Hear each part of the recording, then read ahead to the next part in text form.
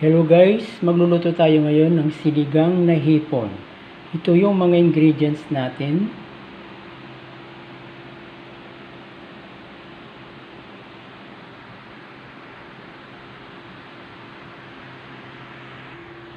At subukan natin gagamit ng pinaghugasan ng bigas guys. Pero kailangan yung pangalawang hugas ng bigas ang gagamitin para malinis.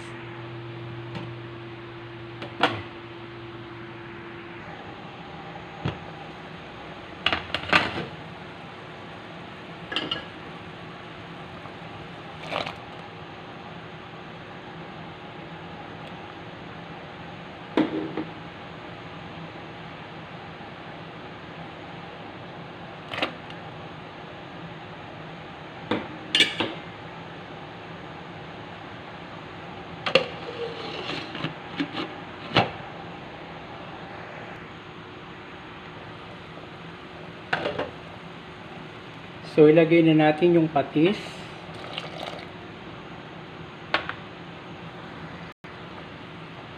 And then, salt.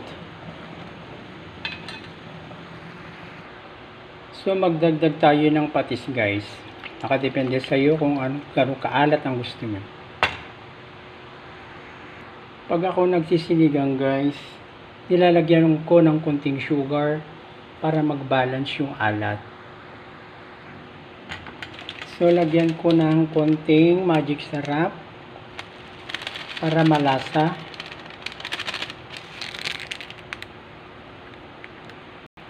Ilagay ko na yung sili.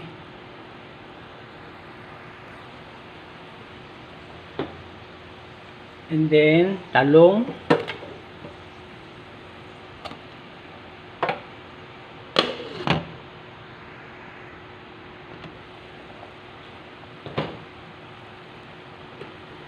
Guys, ang ginagamit kong pang-asim ay kalamansi. Mas gusto ko kasi ang kalamansi kaysa yung gumagamit ka ng may preservatives. Ito yung natural na pang-asim. Optional lang po guys kung ano yung gusto nyong pang-asim.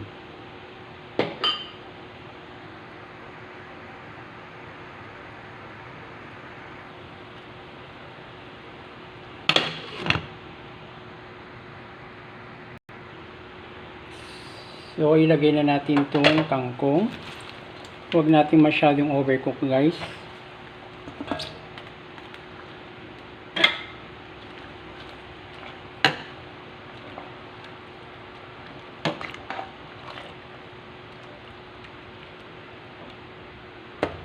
Then, isabay na natin itong hipon.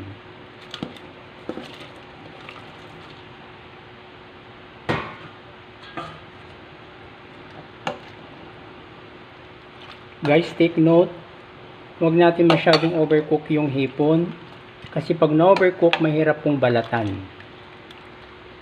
Kailangan tama lang yung pagkaluto niya. So, eto na guys, tikman na natin kung tama yung lasa.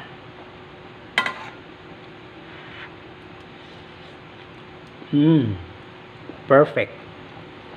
Tama lang yung asim guys, tsaka yung alat. Okay, so patayin na natin. Ito yung ating finished product.